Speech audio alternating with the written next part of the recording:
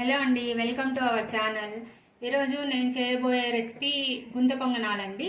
దీనికి కావాల్సిన ఇంగ్రీడియంట్స్ నేను చూపించేస్తాను. ఫస్ట్ పిండి నేను ఆల్రెడీ రుబ్బి పెట్టేసుకున్నానండి. కొంచెం బాగా పులిస్తే కనుక బాగుంటుంది. సో కొంచెం పులిసిన పిండే తీసుకున్నాను.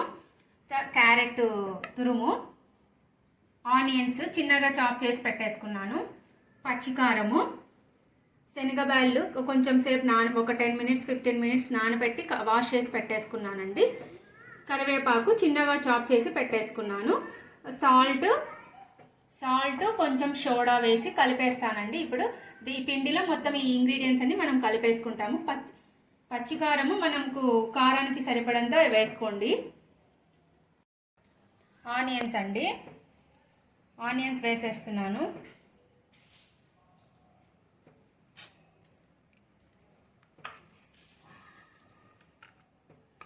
క్యారెట్ తురుము,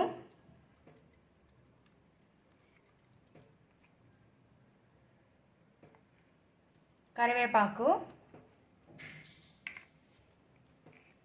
శనగబ్యాళ్ళు,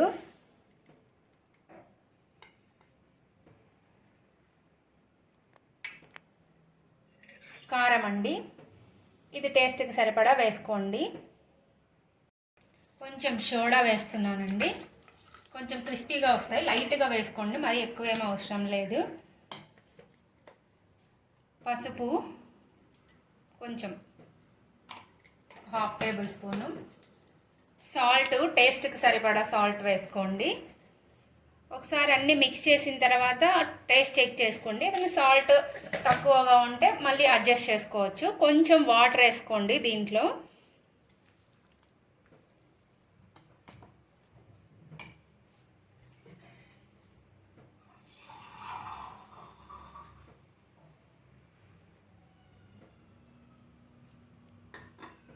కొంచెం వాటర్ వేసుకొని పిండి కన్సిస్టెన్సీ అడ్జస్ట్ చేసుకోండి.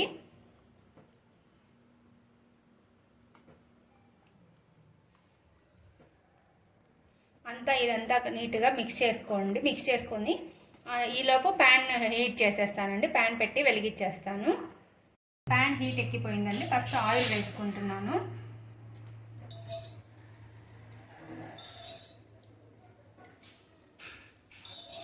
నేను ఆయిల్ అయితే మరీ ఎక్కువ ఏం వేయనండి, ఎందుకంటే మళ్ళీ పొంగనాలు తిప్పిన తర్వాత మళ్ళీ కొంచెం వేసుకుంటాం కాబట్టి ఆయిల్ అయితే ఎక్కువ వేయను. నేనైతే ఆయిల్తోనే చేస్తున్నానండి. మీకు కావాలి అనుకుంటే కనుక నెయ్యి కూడా వేసుకోవచ్చు. ఇప్పుడు ఇలా ఈ కన్సిస్టెన్సీలో ఉండాలండి పిండి. ఇప్పుడు వేస్తున్నాను.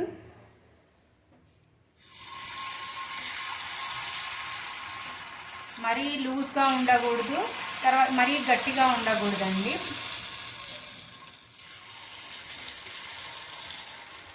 పెన్నం బాగా హీట్ అయితే కొంచెం బాగుంటాయండి, లేదంటే మెత్తగా కాలకుండా అలా ఉంటాయి.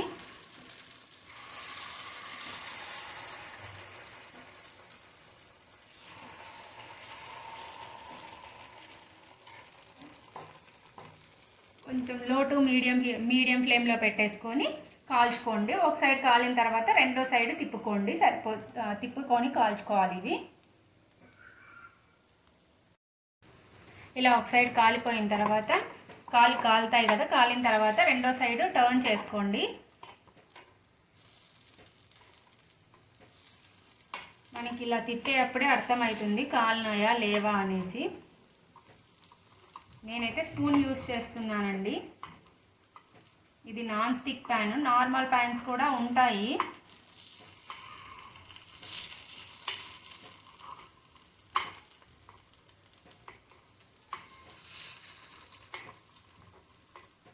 నేను ఇలా తిప్పిన తర్వాత మళ్ళీ అది కొంచెం కాలాలి, సో తిప్పలేదు.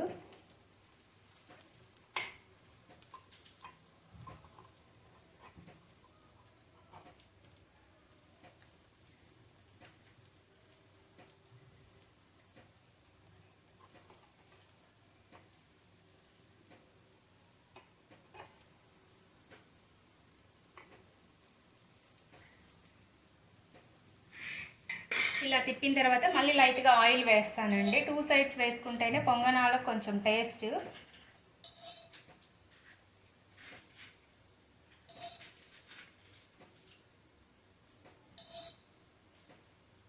ఇలా ఆయిల్ వేసుకున్న తర్వాత మళ్ళీ 2 సైడ్స్ కాల్చుకోవాలండి. ఇవి ఇలా రోస్ట్ అయిపోయాయండి. నేను రోస్ట్ అయినవి తీసేసుకుంటున్నాను.